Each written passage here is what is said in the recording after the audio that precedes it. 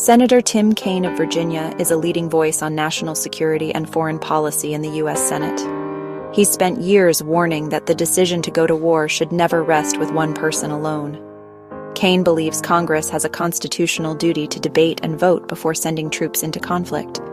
For too long, he argues, presidents from both parties have bypassed Congress, risking wars without clear missions or public support.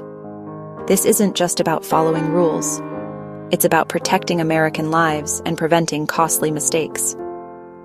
In early 2020, as tensions with Iran soared, the U.S. appeared on the brink of war. Kaine decided to act, using a tool designed to force a national debate, the War Powers Resolution. He introduced legislation demanding that Congress, not just the president, decide if America would go to war with Iran. This was his way of insisting that such a grave decision must be made openly, with the people's representatives involved. The stakes were high, and Kaine wanted to ensure the process was constitutional and deliberate. The question, who truly holds the power to send America to war? The War Powers Resolution, passed in 1973, was Congress's response to the Vietnam War's unchecked escalation. Its goal to ensure both Congress and the president share responsibility for military action. The law requires the president to notify Congress within 48 hours of deploying troops into hostilities. After notification, the president has 60 days to continue military action unless Congress authorizes more. If Congress doesn't approve, troops must be withdrawn within 30 days. The law reasserts Congress's constitutional power to declare war, aiming to prevent presidents from acting unilaterally. Yet every president since has challenged its limits, often acting first and informing Congress later. This ongoing tug-of-war has made the law more symbolic than binding. Still, it remains a vital tool for lawmakers like Kaine to force public debate on war. The War Powers Resolution is a reminder. The power to declare war belongs to Congress, not just the president. Its effectiveness is debated, but its purpose is clear. Congress must have a say before America goes to war. Kaine's use of this law was a direct challenge to unchecked executive power. The stakes were about more than Iran. They were about the very balance of American democracy. Tensions between the U.S. and Iran had simmered for years, but late 2019 and early 2020 saw a dangerous escalation. Attacks on oil tankers, the downing of a U.S. drone, and violence in Iraq set the stage for crisis. An American contractor was killed in Iraq. The U.S. blamed an Iran-backed militia and responded with airstrikes. Protests erupted at the U.S. Embassy in Baghdad, raising fears of a wider conflict.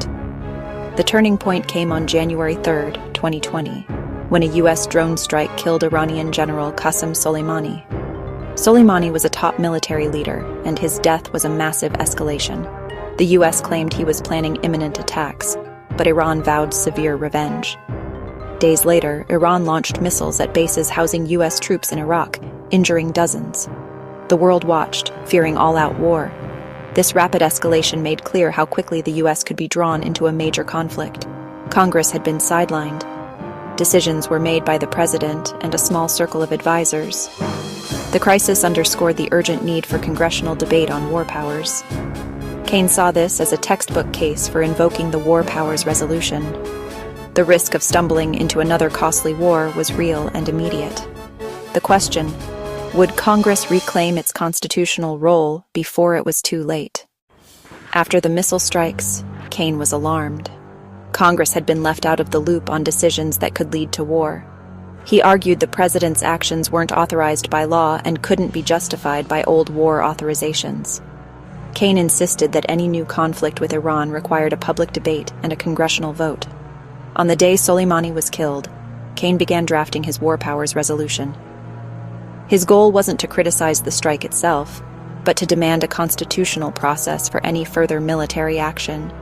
He wanted to force a pause, ensuring that war would be a decision made by many, not just a few. The resolution put every senator on record. Should the president alone decide on war, or should Congress have a say? For Kaine, it was about upholding the separation of powers and protecting American troops. Kaine's resolution, Senate Joint Resolution 68, was clear. The president must end hostilities against Iran unless Congress specifically authorizes them. It wasn't a suggestion. It was a legal directive from Congress to the president. The resolution allowed the president to act only in defense against an imminent attack, not to start a new war. This distinction was crucial. Defensive action was permitted, but offensive or prolonged warfare required congressional approval. The resolution had special status under the War Powers Act, guaranteeing a Senate debate and vote. Kaine's aim was to force Congress to confront its constitutional responsibilities. The resolution didn't judge the Soleimani strike. It focused on process, not policy. Its message: if war with Iran is necessary, the president must make the case to Congress and the American people.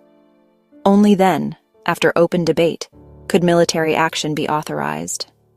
The resolution was about restoring Congress's voice before the nation was locked into another conflict.